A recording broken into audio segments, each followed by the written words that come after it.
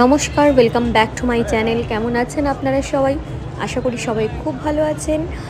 বেনারসে আমি এখন আছি এবং বেনারসের আজকে শিবরাত্রি। শিব ঠাকুরের এখানে বরযাত্রী বেরোবে, আপনাদের প্রত্যেকটা ডিটেলস আমি দেখাবো। আমি ঠিক রাত্রি 10টার সময় এখানে লাইন দেওয়ার চেষ্টা করেছিলাম।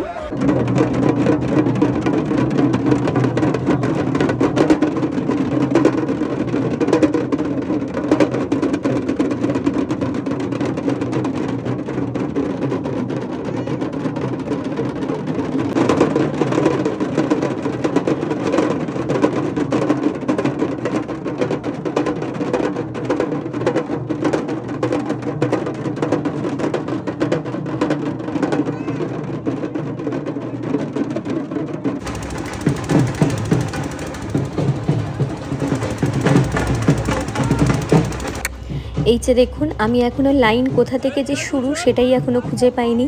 আমিও বরযাত্রীর মধ্যে ঢুকে পড়েছিলাম। দারুণ একটা আনন্দ হচ্ছিল। প্রথমবার এত সুন্দর একটা অনুভূতি হলো।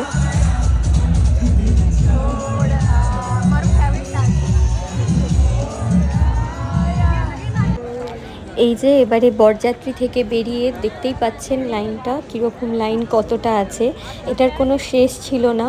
তো আমাদেরই চেনা জানা মাঝখানে একজন থাকার জন্য আমাদেরকে মাঝখানে ঢুকিয়ে দিয়েছিল। জানি এটা ভুল, কিন্তু কিছু করার নেই।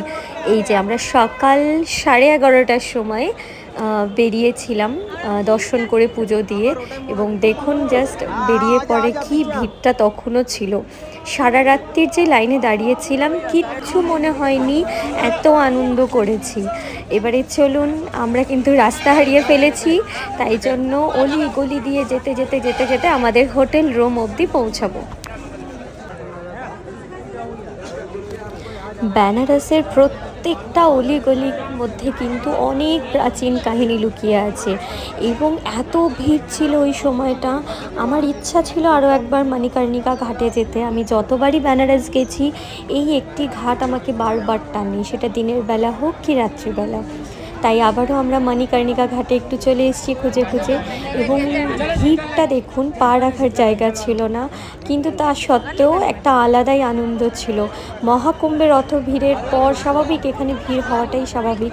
তো এই যে আমরা চলে এসেছি, এখানে একটু ভিডিও নিলাম, ফটো তুললাম, তারপরে কিছুক্ষণ একটু চুপচাপ বসেছিলাম। খুবই সুন্দর একটা অনুভূতি, তাই একটু চুপচাপ বসে সেই জায়গাটা উপভোগ করলাম। এবং তারপরে আবারও আমরা হারিয়ে ফেলেছিলাম রাস্তা। কারণ কি, আমরা হেঁটে হেঁটে পুরোটা কভার করব ভেবেছিলাম, তো সব ঘাটে যাইনি, কারণ তার কিছু মাস আগেই আমরা বেনারস পুরোটা ঘুরে এসেছিলাম, প্রত্যেকটা মন্দির দেখে এসেছিলাম। তাই জন্য আর আমাদের কোথাও যাওয়ার ছিল না। শুধু শিবরাত্রি যেহেতু এবং মহাকুম্ভ থেকে ডাইরেক্ট যেতে পাচ্ছি, তাই জন্য বাবা ভোলেনাথের দর্শন করে আমরা বাড়ি চলে যাব, এটাই প্ল্যানিং আমাদের ছিল। এবং সেই অনুযায়ী আমরা বাবা ভোলেনাথের দর্শন করেছি। আর তারপরে এই যে আরও একজন ভোলেনাথ, বেনারস মানেই তো বাবার জায়গা, তাই বাবার সব জায়গাতেই দর্শন পাওয়া যাচ্ছিল। তো একটা জ্যোতির্লিঙ্গ দর্শন হয়ে গেল, এর থেকে বড় সত্যি আর কিছু পাওয়ার নেই। তো তারপরে আমরা আবারই কিন্তু রাস্তা হারিয়ে ফেলে কি সুন্দর সুন্দর গলির মাঝখান দিয়ে যাচ্ছিলাম। তো এখান থেকে একটা জিনিস প্রমাণ হয় যে রাস্তা হারানোটাও কিছু কিছু জায়গায় কিন্তু ভীষণ মজাদার, ভীষণ উপভোগ করার জিনিস। ভাগ্যিস রাস্তাটা হারিয়েছিলাম, তাই এত সুন্দর সুন্দর বেনারসের গলিগুলো দেখতে পাচ্ছিলাম, যেগুলো আমরা রিলসে দেখেছি, ভিডিওতে দেখেছি, সেটা নিজের চোখে আমরা উপভোগ করতে পারছিলাম। চলুন আপনাদেরকেও দেখাই রাস্তা হারিয়ে কত সুন্দর বেনারসের গলি খুঁজে পেয়েছিলাম আমরা।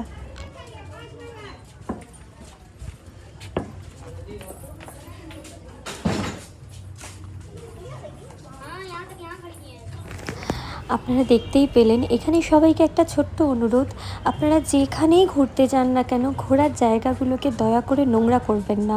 দেখতেই পাচ্ছেন এখানে কত নোংরা ফেলা রয়েছে, তো এগুলো করবেন না, আমাদেরই তাহলে ঘোরার আর কোনো জায়গা থাকবে না।